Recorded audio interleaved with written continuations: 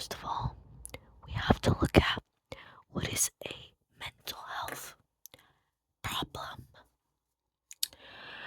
So it says a diagnosable condition where a person's thoughts, feelings, and behavior changes, making them less able to cope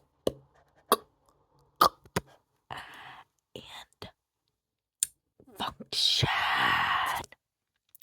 This means that the person cannot accurately get through life's challenges every day, which means they have a mental health issue. Mental health problems vary across cultures. So we have a collectivist and individualist culture, which means that individualist cultures are in the West, where it's like there's more democracy and there's autonomy and things like that. The collectivists are basically like, I don't know, like China, I don't know, those types of countries, and they focus on being together as a culture and as people, and they contribute to themselves, and there's less free will, there's more of a societal following of the people above them, and more respect to the elders and stuff like that.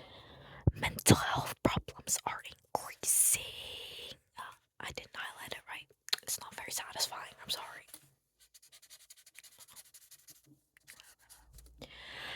They're increasing though.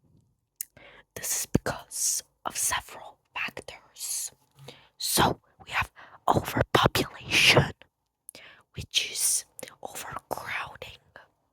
Now this causes the amygdala to be a bit overwhelmed, which over time leads to mental health issues because this is the part of the brain that is attached to our mental well-being. That there's an increase in loneliness and isolation, obviously, over here.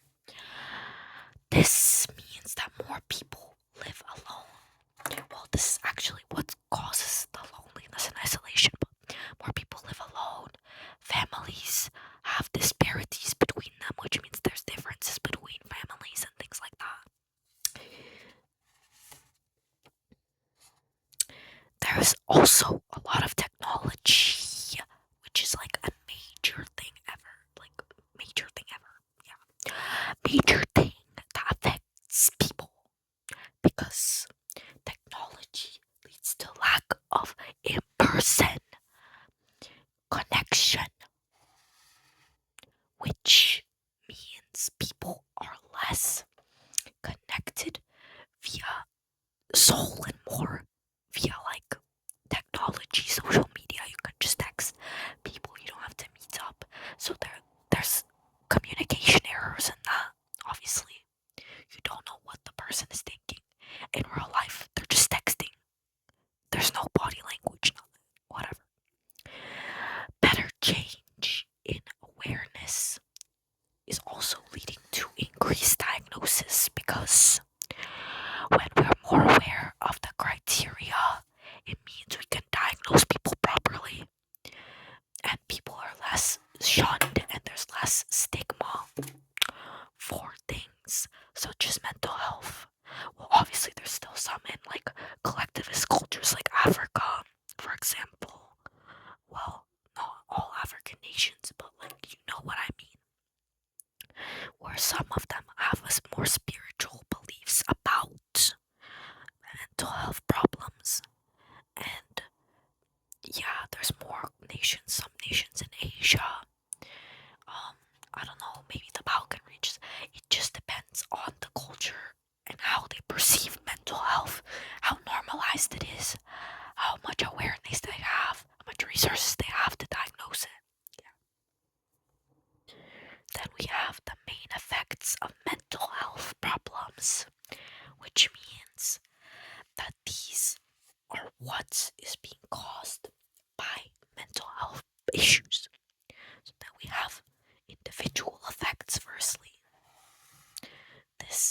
is directly impacting the person through behaviors, well, and feelings as well. It's directly impacting the person that is experiencing the mental health issue. And we have social impacts, social effects, which is basically just societal effects, the impacts that mental health has on society. Anyways, individual effects can be damage to relationships because there's lack of communication. They can't talk that much to people because they are demotivated and they don't see themselves as worthy for the relationship. They isolate themselves, basically, which leads to lack of connection even more and damages more relationships. It just leads to a constant negative cycle. Difficulties comprehending or coping with the everyday. Now, this is a big one because when you are looking at mental health issues, there's often people that cannot understand or comprehend everyday lives and rationalize events because a person with mental health may see someone not texting them back or something like that. This is just an example, and view it as something that's world changing for them, and view it as them hating them or something like that, which isn't true when you rationalize it. But a person with negative mental health, negative self schemas would perceive it this way. There's negative impact on physical well-being, which means there's lack of appetite, lack of energy, meaning there's like you can't really go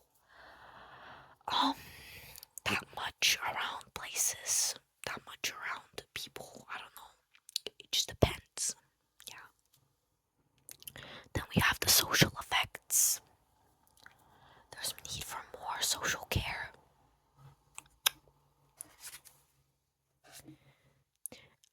It takes out government taxes. Anyways, we just ignore what I've written, but yeah. Government taxes are taken out just to deal with people that have mental health issues, which in my opinion, I mean, the government already has a lot of money, but, you know, people having more and more mental health issues means more social care, and your taxes are being taken. Oops. So, increase in crime rates. Well, this is kind of like a correlate. I don't know. It's kind of properly. And then, basically, people aren't paying taxes because they aren't at work. So there's an implication for economy.